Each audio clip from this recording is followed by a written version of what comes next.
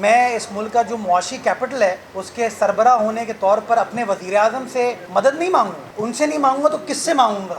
یہ طے کر لیں آپ لوگ. نمبر ایک، کیونکہ میں نے قطعی طور پر یہ نہیں کہا. میں نے اعتراض کس بات پہ اٹھایا؟ میں نے اعتراض اس بات پہ اٹھایا کہ جو 20 ارب روپے ہے وہ ایک لالی پاپ ہے، وہ ناکافی ہے. دوسرا اعتراض میں نے اٹھایا کہ 20 ارب روپے کے جو اخراجات ہیں نا، وہ اسلام آباد میں بیٹھا ہوا کوئی افسر نہ کرے. ہمیں ایسی لالی پاپ دی ہوئی ہے کہ ہمیں پتہ ہی نہیں ہے کہ کون لوگ ہیں جو کام کر رہے ہیں. ایک کمپنی بنتی ہے KIDCL نواز شریف صاحب کے دور میں، پھر عمران خان صاحب کا دور آتا ہے، اس کا نام ہو جاتا ہے SIDCL. اب احسن اقبال صاحب کا دور آیا، اس کا نام رکھ دیا PIDCL. آپ کہتے ہیں پاک PWD غلط ہے، نہیں ہونی چاہیے. آپ نے پاک PWD کو ختم کر دیا کہ یار وہ کوئی فائدہ نہیں ہے، کام تو لوکل ہی ہونا چاہیے. لیکن کراچی شہر کے لیے آپ کہتے ہیں نہیں یار PIDCL بنانے کی ضرورت ہے. تو یار میں گونگا بہرا نہیں ہوں، میں اپنی بات گوش گزار کروں. مجھے حیرت ہے کہ کیسے. تو میرا اعتراض اس بات پہ ہے، اور میں نے اس سینس میں کہا کہ پرائم منسٹر صاحب کو اگر 200 ارب روپے بھی خرچ کریں وہ ناکافی ہیں شہر کے لیے، وہ خرچ کریں. جس کو سپروائز کریں میرے دفتر میں آ کے بیٹھے، میں ساتھ ہوں. میں کہتا ہوں کسی کو سپروائز کرنے کی اس لیے ضرورت نہیں ہوگی